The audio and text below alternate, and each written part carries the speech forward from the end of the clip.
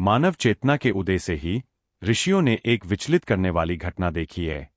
सद्गुण और पुण्य हमेशा तत्काल सुख की गारंटी नहीं देते। आपने जीवन भर ईमानदारी से काम किया है, दूसरों की मदद की है, अपने परिवार, अपने समुदाय और दुनिया के प्रति अपने कर्तव्यों का पालन किया है, बिना किसी संकोच के अपनी सेवा प्रदान की है, फिर भी दर्द बना रहता है। जीवन आपकी परीक्षा लेता है, आपसे प्रश्न करता है, कभी कभी बिना किसी स्पष्ट कारण के। हम इस रहस्य को कैसे समझ सकते हैं? धर्मी लोग कष्ट क्यों सहते हैं, जबकि दुष्ट लोग समृद्ध होते दिखते हैं? भगवद गीता, चेतना और क्रिया के लिए शाश्वत मार्गदर्शक, एक ऐसा उत्तर प्रस्तुत करती है जो तात्कालिकता से परे है। आपको अपने कर्मों पर अधिकार है, फल पर कभी नहीं। आपको केवल कर्म करने का अधिकार है, कर्म के फल पर कभी नहीं। गीता 2.47। यह शब्द कोई साधारण नैतिक शिक्षा नहीं है। यह प्रकट करता है प्रकृति तुम कर्म कारण और प्रभाव का वह सूक्ष्म प्रवाह जो ब्रह्मांड को नियंत्रित करता है। हमारा प्रत्येक कर्म ब्रह्मांड के अदृश्य ताने बाने पर अपनी छाप छोड़ता है, लेकिन उस कर्म का फल, उसका परिणाम कभी भी पूरी तरह हमारी इच्छा पर निर्भर नहीं करता। धर्म सिखाता है कि हम अपने कर्मों के लिए जिम्मेदार हैं, लेकिन उनके परिणामों पर हमारा कभी भी पूर्ण नियंत्रण नहीं होता। तो सवाल यह नहीं है मुझे दुख क्यों होता है, बल्कि मैं प्रत्येक परीक्षण को आंतरिक जागृति में कैसे परिवर्तित करूं। तब दर्द एक मौन स्वामी बन जाता है, एक दर्पण जो हमारे हृदय की गहराई और हमारी आत्मा की शक्ति को प्रकट करता है। कुरुक्षेत्र की युद्ध भूमि में कांपते हुए अर्जुन के बारे में सोचिए। उसके सामने प्रियजनों और शत्रुओं का रक्त और मृत्यु एक साथ बह रही थी। उसने धर्म के नियमों का पालन किया था, उसने ज्ञान प्राप्त किया था, उसने ध्यान किया था, उसने वेदों का अध्ययन किया था और एक योद्धा और रक्षक के रूप में अपने कर्तव्य का पालन किया था। फिर भी उसका हृदय वेदना से भरा हुआ था। भय और भ्रम ने उसके मन को स्तब्ध कर दिया था। पीड़ा और उत्तरदायित्व के सामने वह क्या कर सकता था? कृष्ण, उनके मार्गदर्शक और गुरु, उनसे यह नहीं कहते, दर्द दूर हो जाएगा। उन्होंने उसे तुरंत राहत का वादा नहीं किया। इसके बजाय उन्होंने सिखाया, अपना कर्तव्य बिना किसी आसक्ति के संभाव से करो। अपने कर्तव्य का निर्लिप्त भाव से पालन करना, यही कुंजी है। पुण्य, सच्चे मन से किया गया प्रयास और सद्गुण हमेशा तत्काल फल की गारंटी नहीं देते। ब्रह्मांड हमारी मानवीय समझ से परे, अदृश्य के ताने बाने में बुने हुए नियमों के अनुसार संचालित होता है, जहां हर क्रिया ऐसे प्रभावों को जन्म देती है जो कभी दूर होते हैं, कभी अदृश्य। यह समझ रामायण में भी मिलती है। राम के बारे में सोचिए, जो अपनी पूर्ण धार्मिकता और धर्म के प्रति निष्ठा के बावजूद अपने राज्य और अपने प्रियजनों से अलग होकर वनवास में थे। उनके द्वारा झेली गई हर परीक्षा अन्यायपूर्ण और निरर्थक लगती थी, लेकिन ये कष्ट ही उनके लिए सबसे बड़ी पीड़ा थे। अपने आध्यात्मिक परिवर्तन और ब्रह्मांडीय व्यवस्था की बहाली की तैयारी यह पुनः पाठ हमें याद दिलाता है। दुख पुण्य का निषेध नहीं है, बल्कि एक सूक्ष्म उत्प्रेरक है जो चरित्र को आकार देता है और चेतना को परिष्कृत करता है। यहाँ तक कि उपनिषद, जो आत्मा और अनंत पर गहन चिंतन करते हैं, कहते हैं कि दुख और सुख एक ही सिक्के के दो पहलू हैं। Dukkha NSTI, Sukha NSTI, Satya Brahma।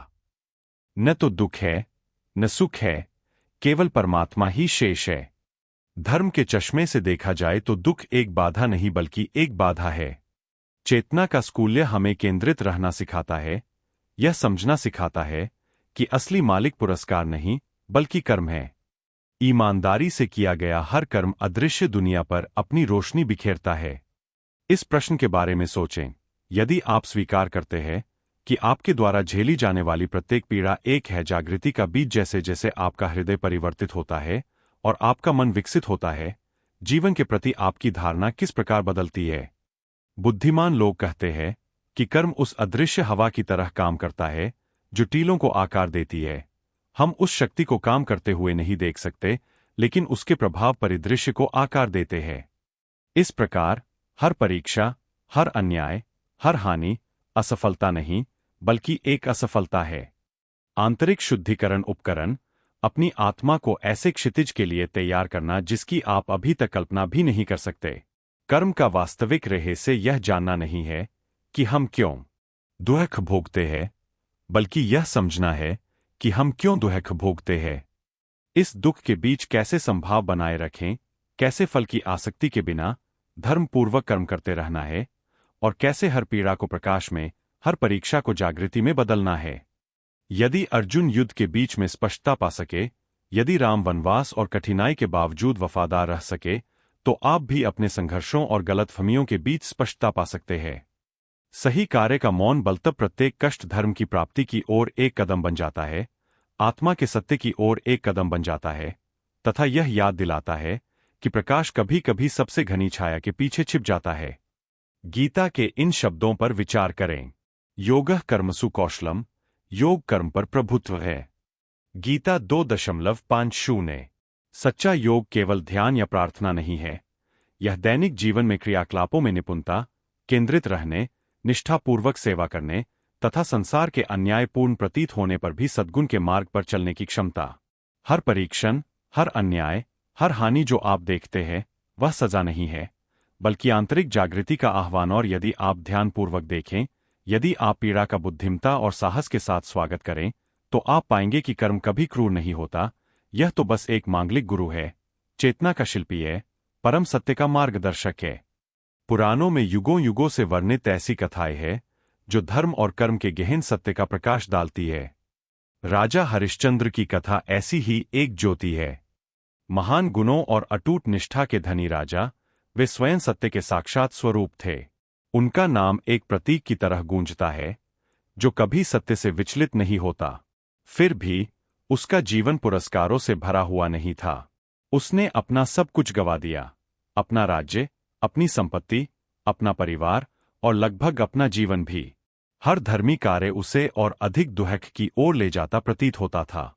राजा, जिसने हमेशा धर्म के अनुसार कार्य किया था, अब स्वयं को सबसे क्रूर अन्याय, सबसे निर्दयी परीक्षा का सामना करते हुए पाया। हम इस विरोधाभास को कैसे समझ सकते हैं? हम कैसे स्वीकार कर सकते हैं कि पुण्य कभी कभी दुख का कारण बनता है? बुद्धिमान लोग कहते हैं कि धर्म कभी भी तत्काल सुख का वादा नहीं करता।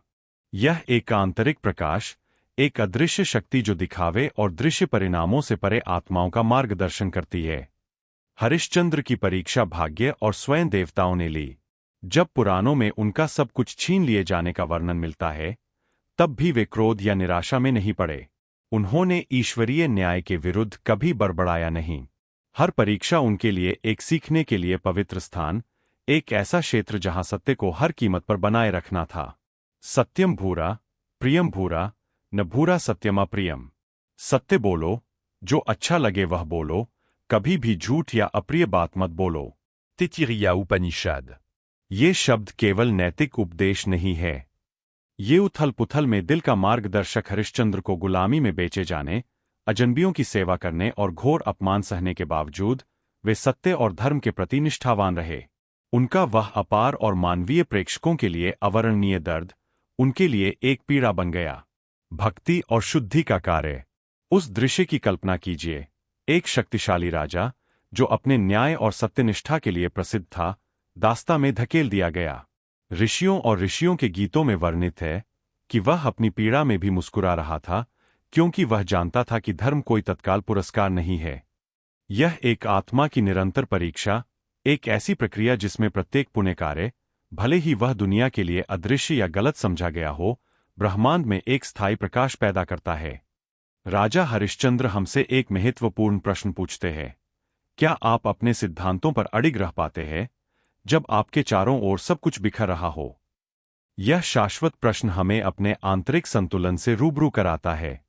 सच्ची शक्ति राज्य, धन या शक्ति में नहीं, बल्कि स्वयं को नियंत्रित करने की क्षमता में निहित है। विपत्ति के समय हृदय की अखंडता बनाए रखें।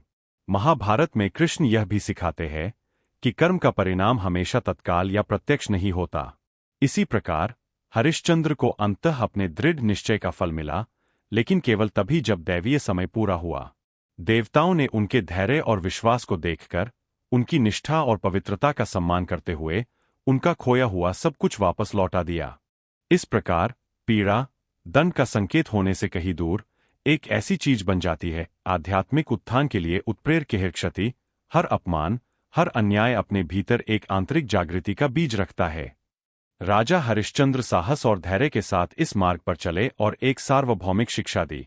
धर्म ही है एक आंतरिक प्रकाश जिसे कुछ भी और कोई भी नहीं बुझा सकता। और आप, जब आपके सामने अन्याय, पीड़ा या हानि होती है, तो क्या आप सत्य और धर्म के मार्ग पर चलना चुनते हैं, भले ही दुनिया आपके प्रयासों को मान्यता न दे? जीवन में ऐसे क्षण आते हैं जब सबसे न्यायप्रिय व्यक्ति को भी क्रूरतम अन्याय का सामना करना पड़ता है। पांडवों के ज्येष्ठ पुत्र, सच्चे हृदय और अटल सिद्धांतों वाले राजा युधिष्ठिर ने कुरुक्षेत्र में शारीरिक युद्ध से पहले ही भाग्य के युद्ध क्षेत्र में इसका अनुभव किया था। उसका राज्य, उसकी संपत्ति और अंततः उसकी स्वतंत्रता दांव पर लगा दी गई। शकुनी द्वारा आयोजित पासा खेल षड्यंत्र और चालाकी का उस्ताद। पासे का हर रोल कर्म के तर्क को झुठलाता हुआ प्रतीत होता था। एक सदाचारी राजा चालाकी और द्वेष से कैसे हार सकता है? महाभारत इन अंधकारमय क्षणों का वर्णन अद्वितीय नाटकीय तीव्रता के साथ करता है। अपने धर्म के प्रति सजग युधिष्ठिर ने कभी छलकपट या चालाकी नहीं की, फिर भी भाग्य उनके विरुद्ध ही रहा। उन्होंने अपनी संपत्ति, अपना राज्य, यहां तक कि अपनी पत्नी द्रौपदी को भी जुए के अड्डे में अपमानित होकर खो दिया। अन्याय का सामना करते हुए युधिष्ठिर क्रोध और धर्म के प्रति निष्ठा के बीच फंस गए। उनके चारों ओर का कोलाहल न्याय के सभी नियमों के विरुद्ध प्रतीत हो रहा था, फिर भी राजा का हृदय धर्म पर ही केंद्रित रहा। सत्य और आंतरिक निष्पक्षता इस उथल पुथल में महाभारत एक मौलिक सबक प्रकट करता है।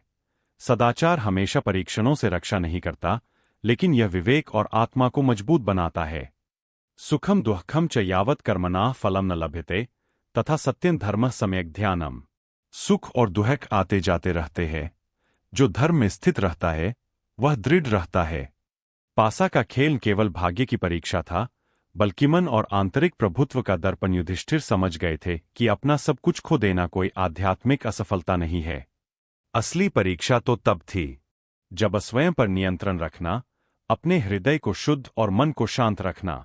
जब द्रौपदी का अपमान हुआ तो राजाओं और ऋषियों की उपस्थिति में भी युधिष्ठिर ने निराशा या तुरंत बदला लेने की भावना नहीं दिखाई। उनकी चुप्पी और धार्मिकता ने धर्म की शक्ति को प्रतिबिंबित किया। इस प्रकार पासा का खेल एक दृष्टांत बन जाता है। कर्म हमेशा कर्म के तत्काल फल में दिखाई नहीं देता, बल्कि इससे उत्पन्न होने वाले आंतरिक परिवर्तन में।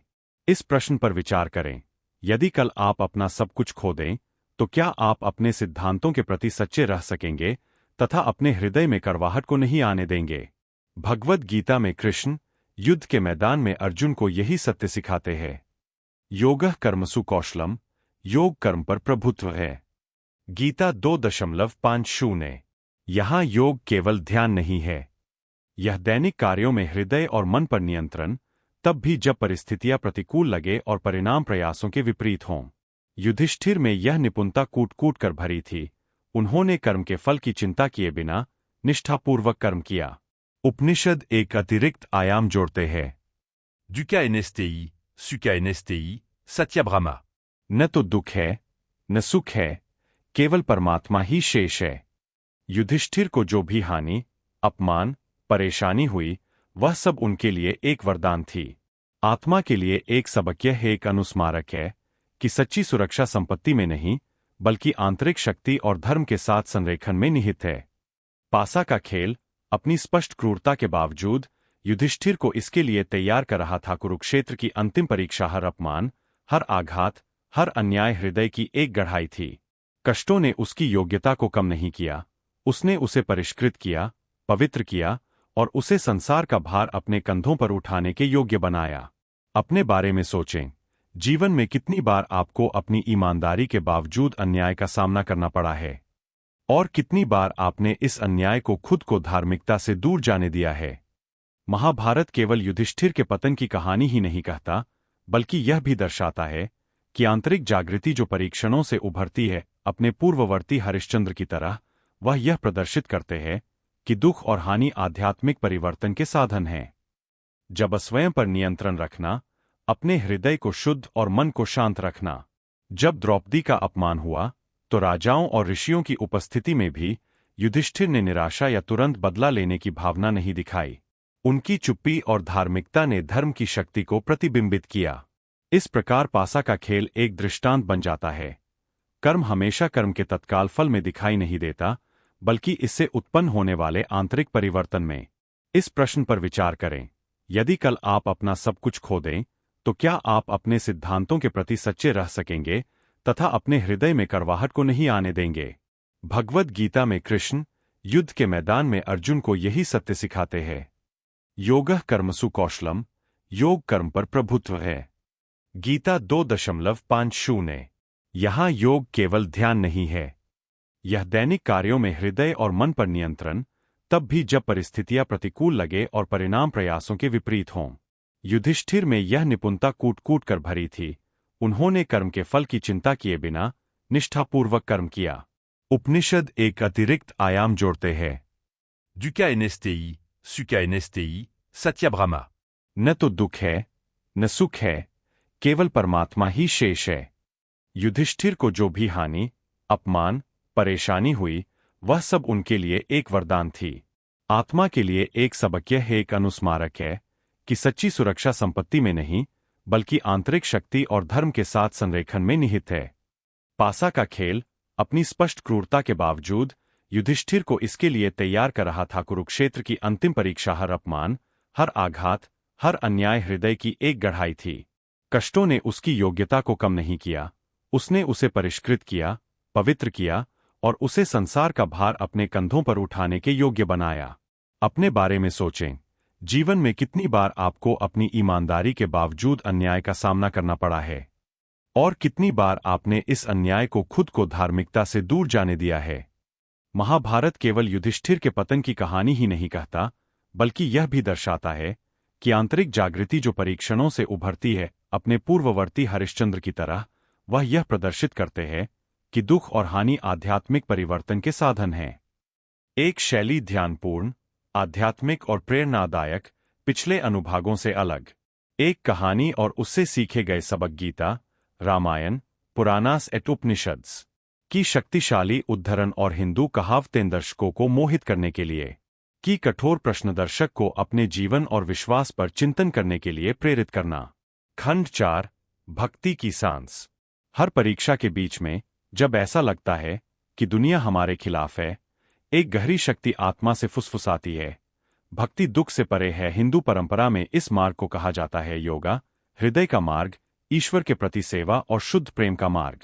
इसके लिए जटिल बौद्धिक समझ या प्रत्यक्ष गुणों के संचय की आवश्यकता नहीं है, इसके लिए बस एक खुले और सच्चे हृदय की आवश्यकता है। पुराणों में वर्णित विष्णु भक्त युवा राजकुमार प्रहलाद की कथा पर विचार करें।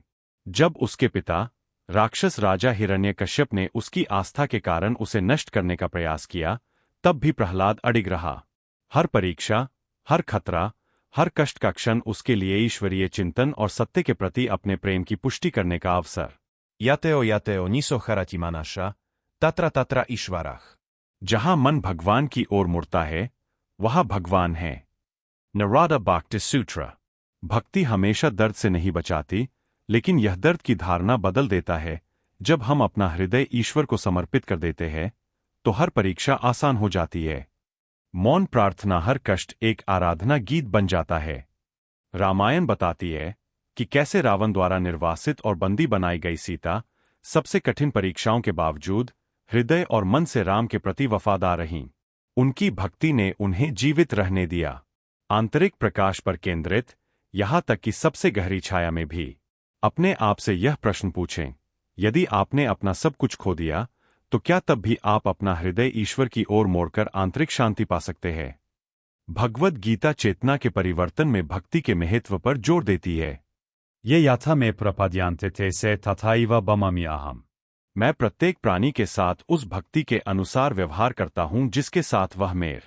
भक्ति योग सिखाता है कि दुख एक बाधा नहीं बल्कि एक वाहन है। हर परीक्षा अहंकार से विमुख होने, आसक्ति से मुक्त होने और दिव्य ऊर्जा के साथ एकाकार होने का एक अवसर है।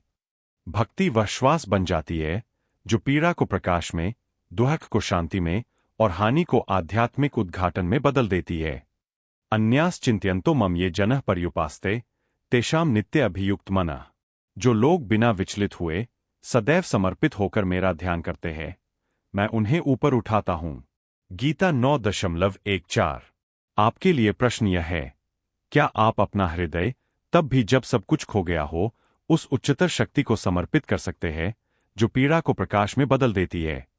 वेदों में भी कहा गया है, Oem San Vavatu, San Obunactu, Sa Vriam Caravae. हम एक साथ सुरक्षित रहें, एक साथ पोषित हों और एक साथ शक्ति से भर जाएं।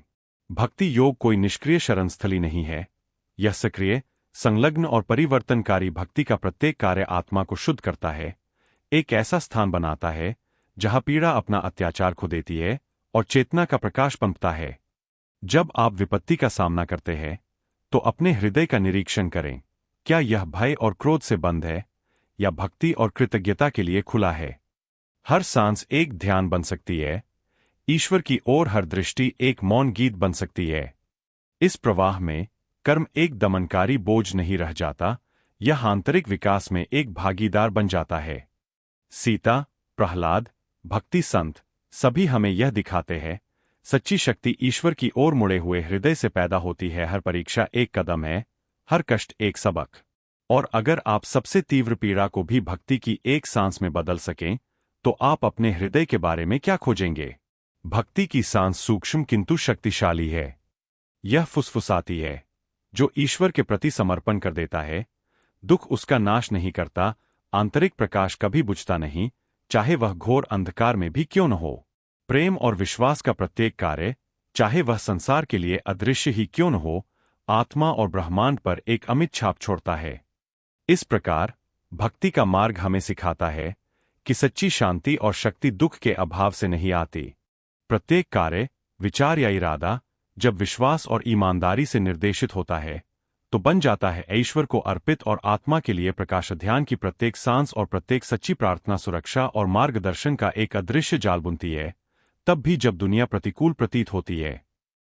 इस अंतिम दुआ का समापन कोई अंत नहीं है, बल्कि निरंतर परिवर्तन की ओर एक द्वार। जागरूकता के साथ जिया गया प्रत्येक क्षण, धार्मिकता के साथ किया गया प्रत्येक कार्य और ईश्वर को समर्पित प्रत्येक श्वास, ईश्वर के प्रति समर्पित प्रत्येक श्वास है प्रकाश की चिंगारी जो आत्मा के मार्ग को रोशन करती है। और अब जब आप अपनी आंखें बंद करें और गहरी सांस लें, तो इस इरादे को अपने अस्तित्व के हर रेशे में समा जाने दें। मैं अपने धर्म के प्रति निष्ठावान रहूं, मैं दुख को ज्ञान में बदल दूं, मेरा प्रत्येक कार्य निस्वार्थ सेवा का कार्य हो, मेरा हृदय ईश्वरीय मार्गदर्शन और शाश्वत प्रकाश के लिए खुला रहे। सांस लें, महसूस करें, अर्पित करें। परिवर्तन पहले से ही आपके भीतर है, ईश्वरीय सांस पहले से ही आपके भीतर है। बाहरी दुनिया में आप जिस शांति और प्रकाश की तलाश करते हैं, वह पहले से ही आपके हृदय में मौजूद है। रास्ता चलता रहता है, शाश्वत और मौन, और आप हर सांस के साथ बनते जाते हैं अपने आध्यात्मिक भाग्य का शिष्य, सेवक और जागृत करता।